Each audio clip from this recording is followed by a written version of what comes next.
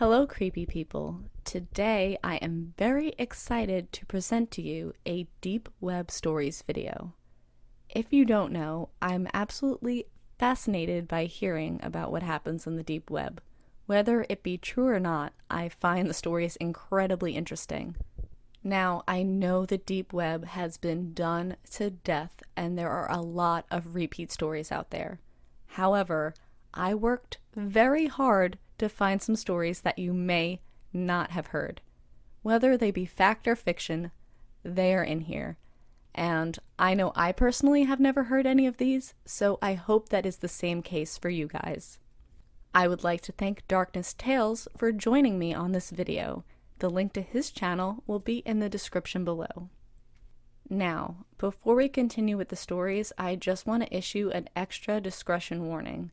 The following stories include very disturbing material, including rape, thoughts of suicide, and brutal torture. If that upsets or makes you uncomfortable, please click away now. And if you're choosing to continue, then let's get creepy.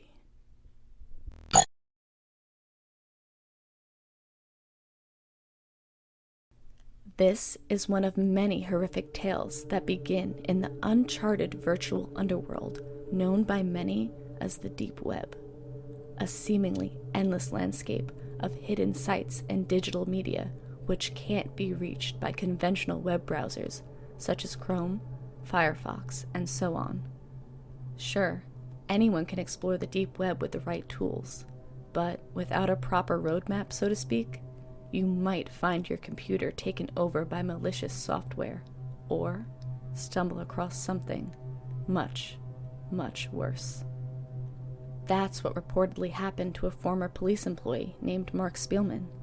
This is his story, allegedly written himself, as found in a Word document on his office computer's hard drive shortly after he was reported missing. Also found was a case file of police documents, to which was clipped a handwritten note containing just 3 words. Who is Janice? A self-described introvert who seldom ventured outside the confines of his home, Mark prided himself as an expert in exploring the darker corners of the web. "I know the internet inside out," he wrote. "I just sit by my computer and look for fucked up shit. I'm well versed on all the current memes, YouTube fads, and the best porn sites." But his knowledge extended way beyond that. It just so happened that someone with his particular skill set was needed by the local police department to assist in criminal investigations where critical evidence might be hidden in undisclosed locations on the deep web. Mark saw it as a great opportunity to get paid for what he already did all day long. The job began with tracking sites and secret networks alleged to share child pornography and other concealed illegal activity, which is unfortunately quite common to the deep web. Mark could track down just about any user, even those who hid behind multiple proxies, and the evidence he uncovered helped the department crack several difficult cases. His work even extended to tracing perps who hacked into the police database to alter evidence and other information. Then, one fateful day, everything changed for the worst. It began when he found what he believed to be one of the largest child porn rings ever discovered. Tracing a single lead, the URL Suite 15 led him to a virtual warehouse of depravity. Mark saw an opportunity to become a hero by helping the police shut down such a huge criminal operation. Selfishly, he also saw a means to a big fat bonus and a possible promotion. As he began investigating further, Mark saw dozens of links to image files, each marked with a name. Katie.jpg, Peggy.jpg, Jessica.jpg. Holding his breath, he clicked on one of these links, labeled Kathy.jpg. He was presented with the photo of a girl around 15 to 16 years old, standing in a dimly lit room smiling faintly. The photographer did not depict the girl in a sexual way, nor did she appear to be nervous or threatened. Mark prepared to move on to the next link when he noticed the URL corresponding to the image. It read not Kathy.jpg, but Janice.jpg.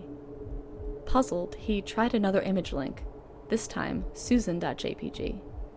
He got the same result, the same photo of the smiling young girl he saw before, yet under the URL Janice.jpg.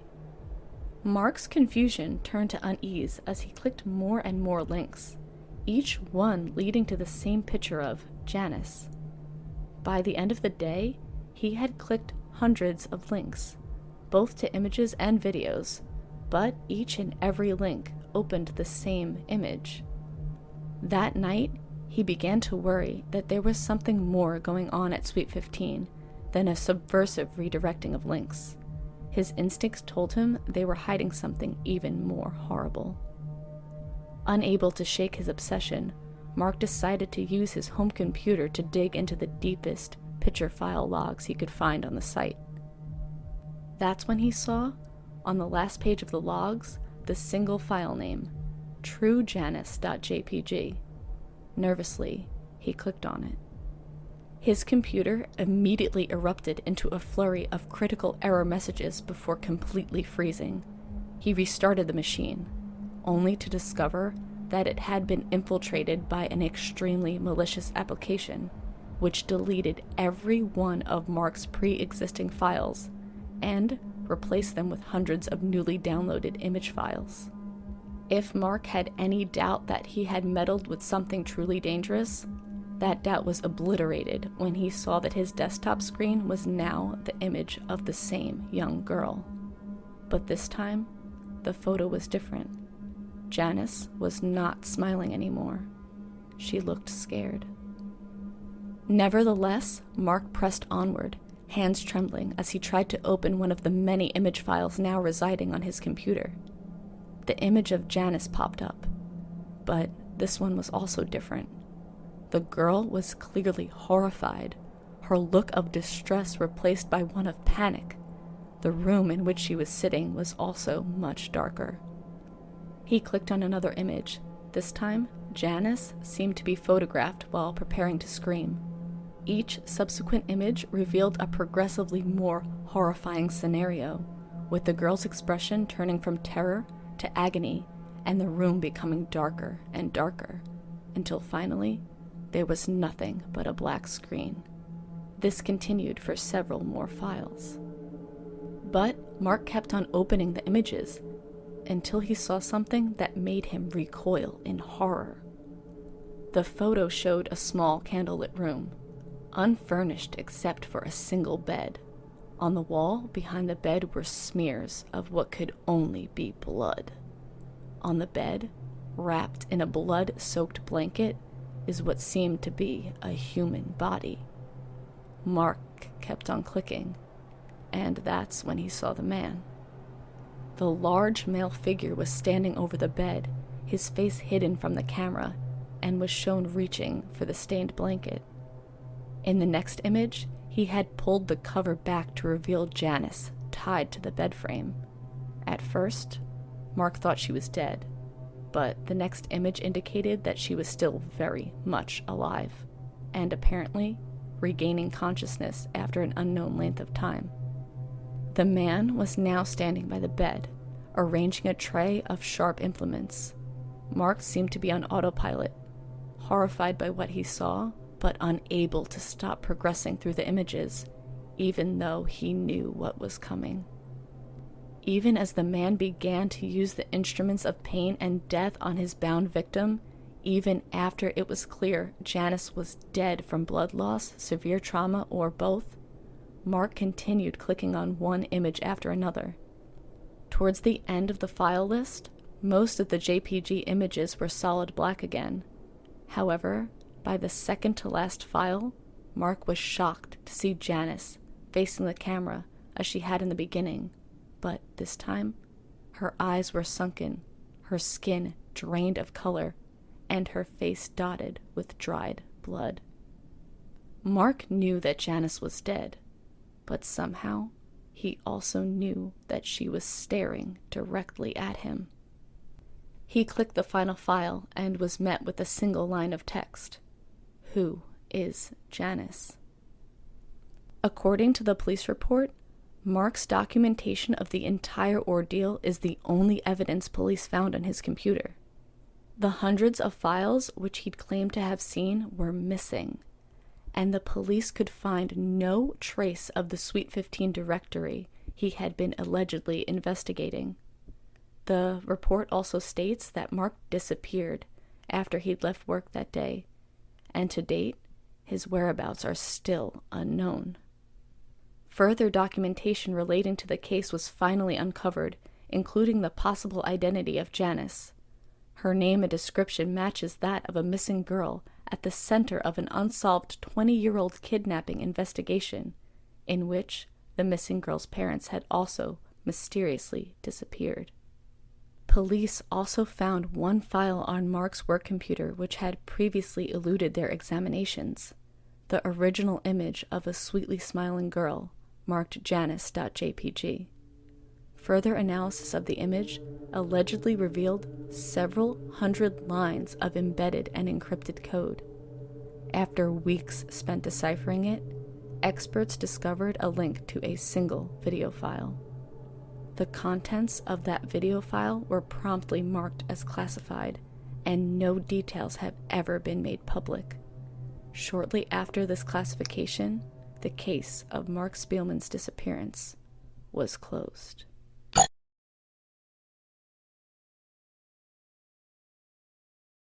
I am only posting this as a way to vent. I don't want to be the only one who knows. What you are about to read is 100% true to the best of my memory. After seeing a Facebook post about how big the deep web really is, I instantly became interested. I did what most people do and looked up a few facts before actually setting off on my adventure through the deep web. I read that the deep web is riddled with viruses and malware, so I was very skeptical to put it on the family computer. So I found an app called iOnion in the App Store. To my satisfaction, I was able to make it onto the deep web. After a few hours, I thought I was a pro and had seen it all, from guns to snuff videos. Although some people say they are fake, trust me, they aren't. I thought I was able to handle anything the deep web had to offer.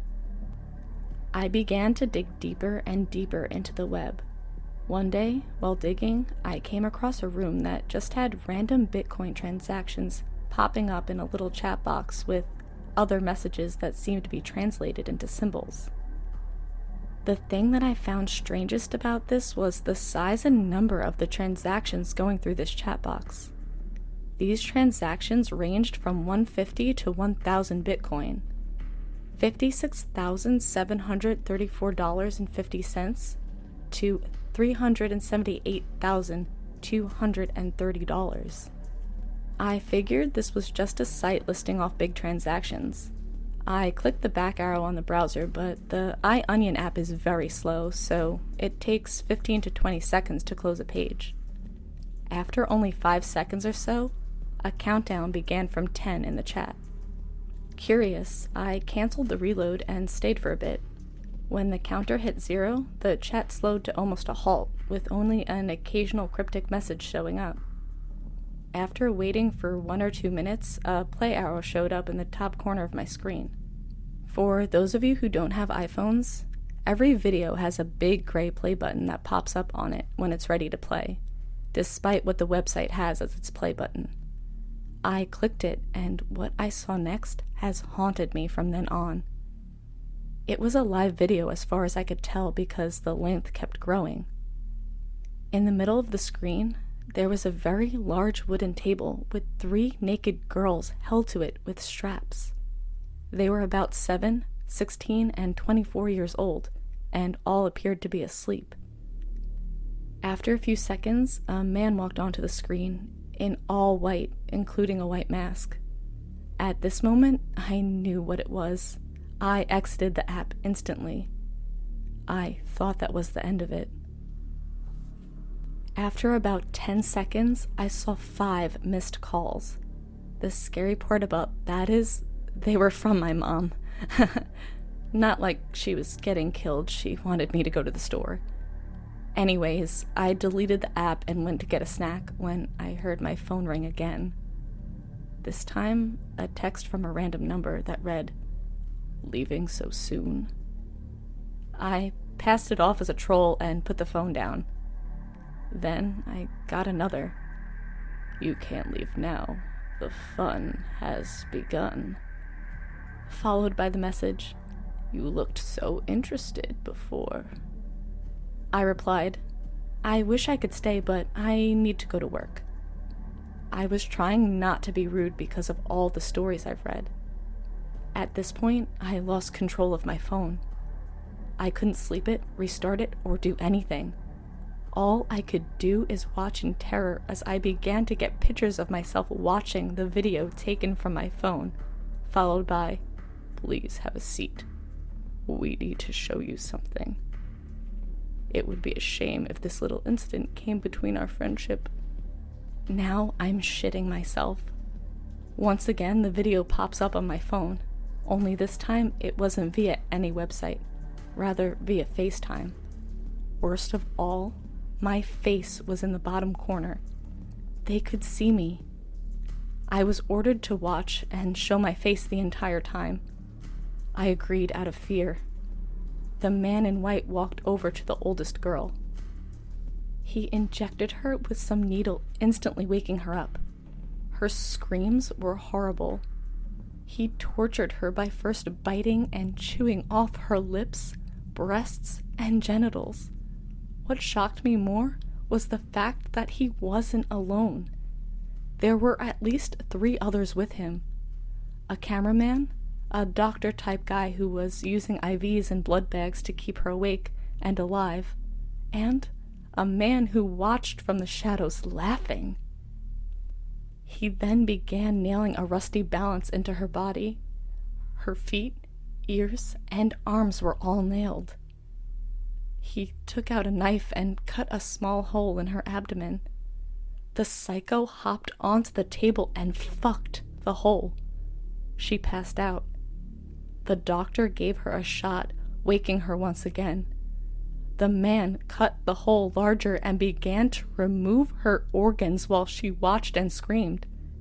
He then cut her diaphragm, causing her to slowly suffocate. He went to the camera, grinned, saying, "1 down, 2 to go." At this moment, the kid and the teen were both woken up. The man walked over to the teen and immediately cut off all her fingers on one hand. The kid closed her eyes. The doctor who was keeping the girls alive saw this and cut off her eyelids. The psycho then proceeded to tightly cut off blood flow to her leg and injected it with what appeared to be a small amount of acid. After seeing the hole it left, he then injected the same substance into her eyes and mouth, causing them to dissolve. After, he extended an extremely large amount into the tied-off leg before cutting the tie. When it was cut, her entire body began to turn blue. She was dead. With a large drill, he drilled a hole clean through her body and let it drain. After it mostly drains, he cut her in half and revealed her organs dissolved. He let out a ta-da, like it was a sick, twisted magic trick. He looked into the camera and said, "Don't worry, you all. I've saved the best for last." He walked over to this little screaming girl and punched her in the face, knocking out most of her teeth. He then began to rape her. There was so much blood. He did the same thing to her ass. He went off cam and then returned with a metal dildo and a blowtorch.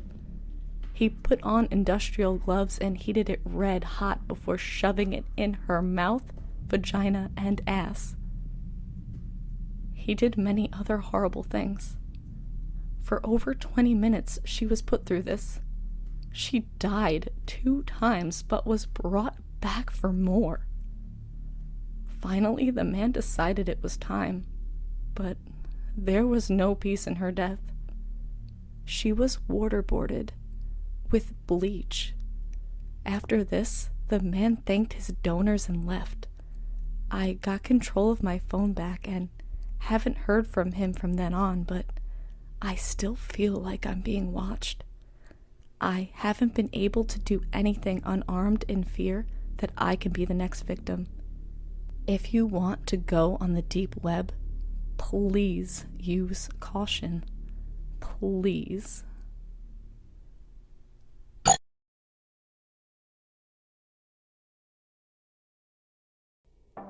I will admit first off that I've heard a lot of these deep dark web stories, and I've always called bullshit. However, a close friend of mine swore that she had been to this place and that she had seen some really messed up stuff. Some she would talk about, others she refused. She said some of the things she had seen would haunt her for the rest of her life. I should have just let it go at that, but I wanted to believe that she was making it all up, and that there was no such place. But, I was the one that was wrong. You know the drill by now. I downloaded Tor, Onion, and found the hidden wiki. I had been warned about some of the links and how they can trick you into some really crazy and horrible things. I clicked a few, and they were mostly sex meetups, escorts, drug deals. Needless to say, I was really starting to think I was right that the deep web was just an easy way to make shady deals that couldn't be traced. It was lame, tame, and a little bit boring. I looked around for something remotely interesting until I found the link, the Night Watchman. Okay, this could be interesting. I was thinking it might be some guy telling creepy stories, or walking around a sleepy town at night or something.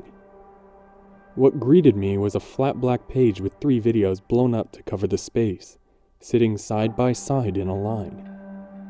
They were paused, and on each one of them was a picture of different people. The first one had a family of 4, mom, dad, and 2 little girls. The second was a couple, with the female being very obviously pregnant.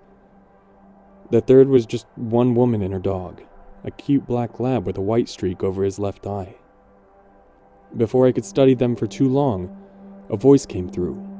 It was male, but slightly distorted, so I couldn't really hear what he actually sounded like. Here's what he said. Good evening. Tonight, the Night Watchmen have brought you 3 unique households.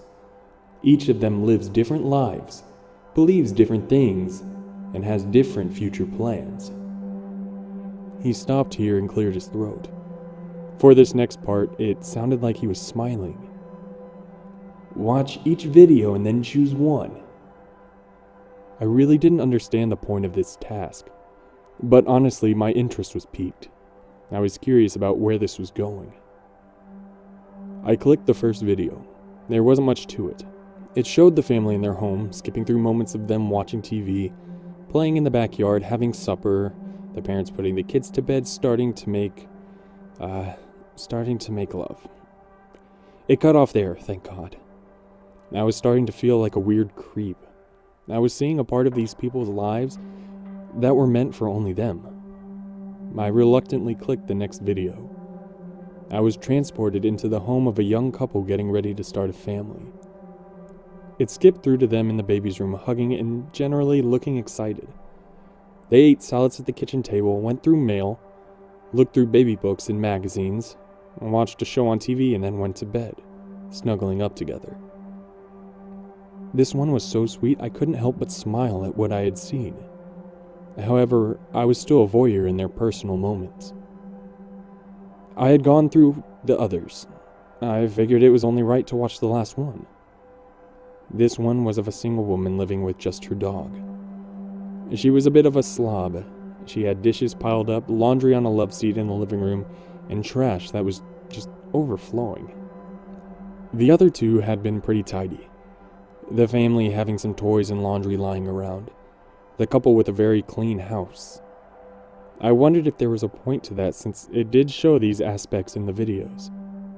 Anyway, the woman seemed lonely. She watched a lot of TV, ate a half-gallon of ice cream, checked her cell phone every few moments, obviously hoping for a call or text, played fetch with her dog, fed him, and then went to bed, taking her phone with her. She began to masturbate, and I began to feel incredibly awkward. Thankfully, this one ended there as well. I waited to see what was next. The videos reset, went back to the stills of each one again. The voice came back over and said, "Now that you have seen, which one will you choose?" I sat there and watched, praying that someone else was here watching this too and would choose. But nothing happened for a few minutes. The videos disappeared and another 3 videos began playing simultaneously. These turned my stomach. There were 3 tall men. I assumed they were men by what character I could catch. They each wore the same clothing, black shirt, pants, boots, and a long black trench coat that dangled around their ankles. To top it all, they each wore a large, wide-brimmed black hat. "Have you decided? Which one will you choose?" The voice chimed in over the obviously live feed. "Death comes on swift wings for our ill-fated friends. You must choose one. That is how the game goes." He thought this was a game? I was horrified. Was I really supposed to choose who died here and who survived? It was ridiculous, and I went to close the page down. Calmly, the voice began again. "Before you close this down, you should know that if you do not choose one of the 3 shown here, your family will be next." I was startled by this declaration, but figured that he was just trying to scare me. And he was doing a really good job, truthfully. "Andy," he said. My heart skipped a beat. He said my name. And now I was officially terrified. I just wanted this to stop. "Andy, dear sweet Andy, I know it's a difficult choice, but it must be made. Please, if you will, direct the Night Watchmen to their chore." The original videos came back up, and I knew that meant it was time for me to pick someone to die. Maybe it is just a horrible joke that some hacker and his friends like to play on unsuspecting deep web surfers, I stated out loud. It was more to make me feel better than anything, even though my heart was still pounding. I looked at the people again. There was a family there, children. I couldn't choose them. Then there was the expecting couple. I couldn't do this. It was too much. "Choose," the normally calm voice barked at me. "Choose now." I jumped and looked at the last one. It was the lonely woman with a dog for a companion. She had the least to lose. She was alone without kids or a husband. It wasn't okay. But I quickly clicked on her video. "Very well, so shall it be." The voice was calm and smooth once again. The videos of the Night Watchman came back up. "Night Watchman, a choice has been made. You may attend to your work." I watched, in horror, as 2 of the watchmen began walking toward the houses in front of them, and the 3rd one walked away from a house. I was confused. I chose the lonely woman, but her watchman was walking away. He disappeared into the night, and the feed cut off. The other 2 videos grew bigger and took up the screen. "What's going on? What's going on?" was all I could say. The 2 watchmen that it showed each effortlessly broke into the houses.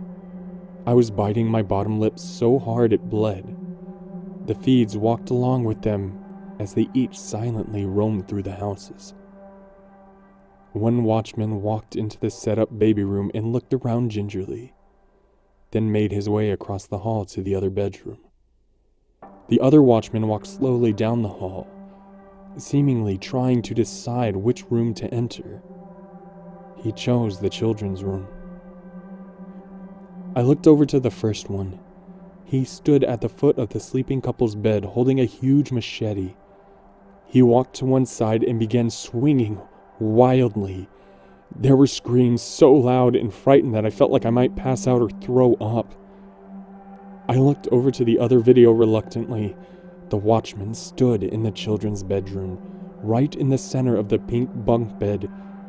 He also brandished a machete. I screamed as he raised it up and reached over and pulled the computer plug out of the wall. I was terrified, traumatized. What had I just witnessed? What had I just done? My mouth felt dry. My head was spinning out of control. My heart felt like it might burst from my chest. After several hours, I decided to check my computer and hope that the nightmare I had witnessed was gone. There was nothing. Days later, I was checking my email when I stopped and recoiled in horror. There was an email from the Night Watchman. I finally opened it. I really don't know why. Maybe I was hoping they would tell me I'd been punked or something. Instead, it was just a few large words on an otherwise white background. Jenna thanks you for excluding her from a Night Watchman fate. We thank you for your choices too. We truly enjoyed our encounter with you. Come play again, anytime. Attached was a picture of the lonely woman walking her dog in the park, still looking down at her phone. I will never, ever access the deep web again.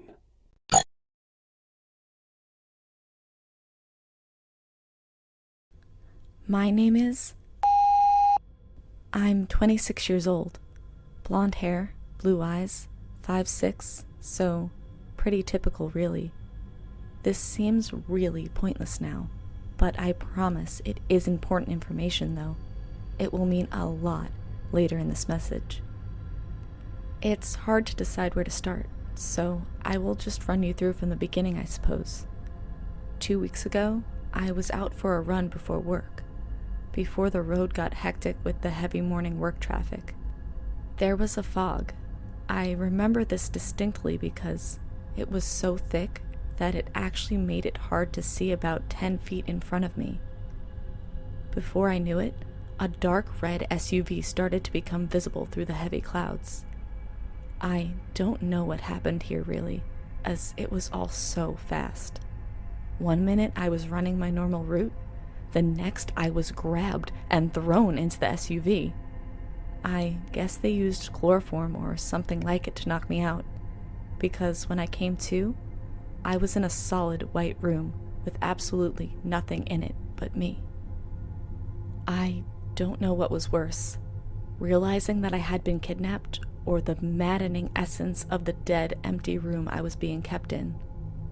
For 2 days, I saw and heard no one, minus the terrified screams, pleas, and downright pitiful begging that escaped my mouth. Finally they came, but it was no blessing. I was taken to another white room with actual stuff in it, stripped down to nothing and washed like a dog, cold water and all. There were 3 men and 1 woman in the room. The woman just sat back and observed, every now and again writing something down. The men heckled me, tossed me around between them. They touched me, but blessedly the woman spoke up before it went any further. She had a very thick German accent. I remember she said for them to wait until it was my turn, that they didn't want to spoil anything. I was taken to yet another solid white room, but this one wasn't empty. There was a chair in the center, screwed into the floor, an empty box about the size of a coffee pot box, and a metal swivel table covered with a white cloth. Here I was plopped into the chair, my ankles and wrists tightly bound with heavy metal latches. I was terrified. I asked them what they were going to do to me, but No one spoke a word as they went about their tasks. I felt like an object to them, not a human, just like them. Everyone left and, once again, I was alone. A whirring noise brought me out of the panic attack I was beginning to go into.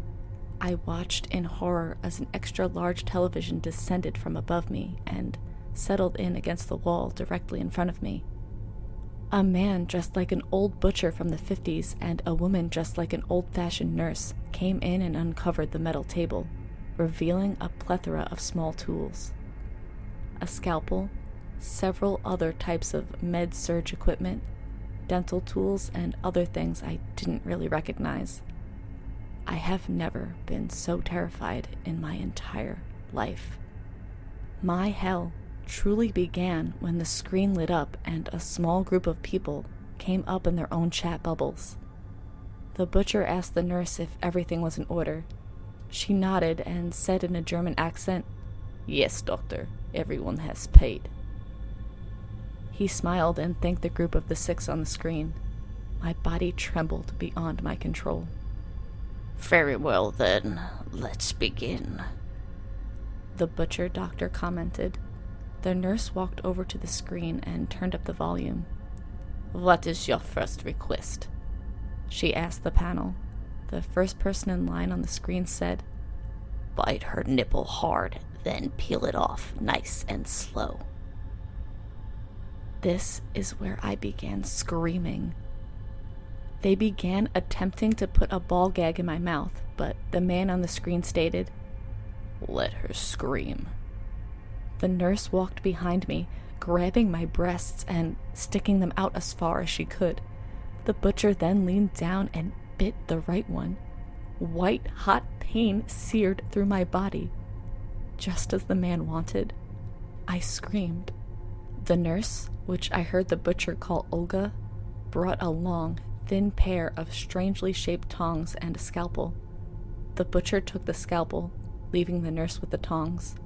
She grabbed my nipple and pulled it out as far as she could. So far, I thought she might rip it off. Then, the butcher stepped forward and began to slice through the tender skin of my breast. I screamed and screamed, but my captors didn't even react. I tried struggling, but it only made things worse. In a matter of just a few minutes, as the butcher took his sweet time, I was left with no nipple on my right breast. I could feel warm blood leaking down my stomach and pooling underneath me. The nurse and butcher looked expectantly at the screen, awaiting their next order. I stole a glance at the man currently commanding my torture. He was just a normal guy. They all were. Out of the 6 men, only one looked slightly uncomfortable. They wore suits and ties and looked like professionals, each appearing to have just stepped out of the office. I couldn't believe what I was seeing. I'm not sure what I expected, but it wasn't suit and tie wearing office pros. My heart sank. If these guys were capable of this, then anybody was. Struggling against my restraints, determined not to suffer any longer, I cried out and cursed the men behind that damned television screen. I cursed the butcher and the nurse. I continued my tirade until I heard one of the men say, "Undo her and beat her against the walls." I looked back up in shock. Was there no end to their cruelty? Quickly, the nurse moved the cart of horror toys out of the room and returned to my side. Together, they removed my shackles and I was free. I bolted for the door but was yanked backward by my hair. Again, I screamed in pain, which seemed to please everyone but myself. Before I could even fall, the butcher swung me around, still holding me by my hair, and slammed me into the wall opposite the door. I hit it hard enough to knock the wind out of my lungs. Again, before I was even able to think of what to do, I was slammed into another wall, then another, and another, until the man with the request said it was enough for him. The butcher grabbed me by my upper arm and forced me in front of the screen. I have never felt so exposed, so vulnerable, so small in all my life. I prayed that they were done. The nurse stepped forward and said, "You have 7 more minutes of paid time. What's your final wish for our little beauty here?" She gestured at me. There was silence for a moment, as the men seemed to be deciding on what they wanted for the finale, but the request was nothing I had braced for. "Rape her." I was floored. I begged and pleaded that they change their minds. To the butcher to please not, to the nurse, as a woman, to please stop this.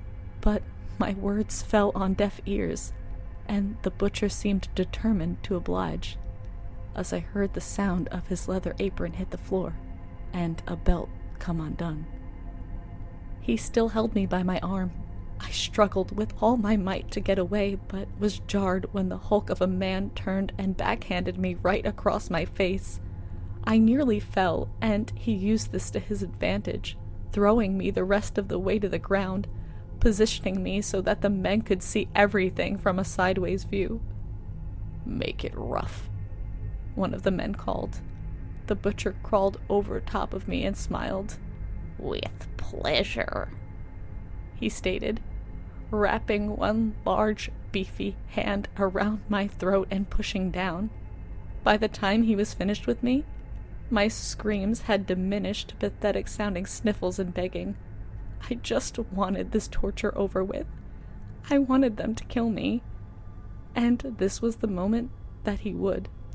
Sure, that would be the men's last request. I was shocked to hear them say to keep me alive for another time, and that they would likely be back. The man lifted me off the ground, licked my ear, and whispered, "Looks like it's your lucky night, sweetheart." I was far too exhausted from the pain and shame to fight back. I just let them take me, praying that they would end the torture.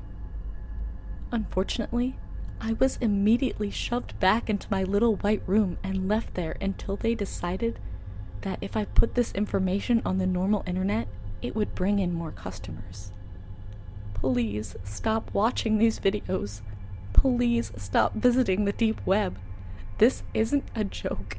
It's people's lives, and they shouldn't be destroyed, tortured, or killed for the amusement of others. I already know that I won't leave this place alive, or intact for that matter, but maybe I can save someone else from this fate. Maybe you.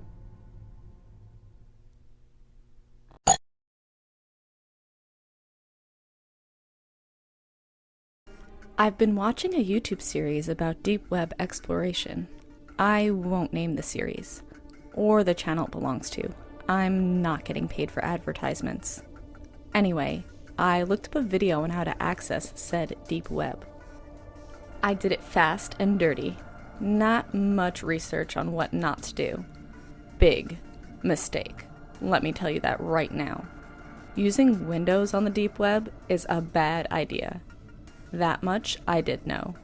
Easy to get hacked that way since it's the most prominent OS. I know you can boot up a live USB on a Linux clone OS. A simple Google search can tell you how to do that. It's not as difficult as it sounds. But I figured if my laptop gets hacked, I'm screwed. I can't exactly afford to just buy a new one right now. So I thought I'd be smart and use my Android tablet. What a genius, right? Yeah, I know. I'm an idiot. A few VPN or virtual private network apps later, and I'm surfing the deep web, looking around like a little kid in an adult store. No clue what any of it means, but I'm interested in it all. I'm aware you can find a lot of snuff and pedal rings, so I treaded carefully. Unfortunately, I stumbled upon one of the two. Not going to say which. Made me sick to my stomach, and I nearly quit then and there. In fact, I did. For a few minutes. I chalked it up to bad luck and resolved to be more careful. I'm not into that shit. Not by a long shot. I'm not some deviant with fetishes for snuff or kids. Jeez, man. That image will probably be burned into my brain for the rest of my miserable life. Anyway, I'm browsing for a few hours. It's after 3 o'clock a.m. I've heard it's better to use the deep web at night. Less traffic that way. I found a few interesting sites. There's tons of religious stuff on there. You'd be surprised how often you find Satanists, or at least people to claim to be Satanists. Most of the time, it's likely to be some edgy teenagers rebelling against their religious families. I won't get into my religious views. Don't worry. It even has several of its own social networks and email services. No, thank you. You're begging to be stalked by some creep if you use one of those. Or better yet, get scammed by a catfish or honeypot. There are loads of conspiracy blogs as well, both interesting and hilarious. Everything from Justin Bieber is secretly a reptilian member of the Illuminati to leaked files on human experimentation. There was even a guy who claimed to have stumbled across interdimensional travel via falling into an actual rabbit hole, as in a literal physical hole in the ground made by a fuzzy wabbit. I'd say you can't make this stuff up, but clearly you can. I was serious about the human experimentation, by the way. You're going to want to avoid that kind of stuff. If you've had any faith in humanity, you lose it in a heartbeat. Sweet holy hobgoblins, I hope that stuff wasn't legit. I mean, dear God. Gun shops, drug shops, celebrity nudes, pirated movies, hackers for hire, hitmen, virus programmers, script kiddies, stolen credit cards, you name it. There was one site that sold stolen US currency that was supposed to be marked for shredding due to age or poor condition. Seems like they got a lot of business too. No wonder the economy is in the toilet. Don't get me wrong, there's a lot of legitimate stuff on there too. I visited the site of a really smart dude who's creating his own custom OS. Even had games and stuff on it. Funny things too. A mock cult made for people named Dan was among my favorites. The people that weren't maniacs seemed to be open-minded, if a little paranoid. Then, I came across a site that supposedly gives you access to the webcams of people's personal laptops. I'm curious. I shouldn't have been. I know. I'm not expecting to see some cam girls here. Just some slack-jawed ding-dongs staring blankly at their screens watching Let's Plays or some shit. And that's exactly what I saw. Neckbeards, teenagers, old men looking confused, the works. Here's me, laughing at unsuspecting people. Then, I saw myself. I thought sarcastically. It's tapping into my camera and trying to give me a good scare. It almost did, at first. Even so, I logged off. Kinda realized how bad what I was doing was. Not to mention how illegal it was. I went back to the clear web and watched some Netflix. Soon enough, I had all but forgotten about my deep web exploits.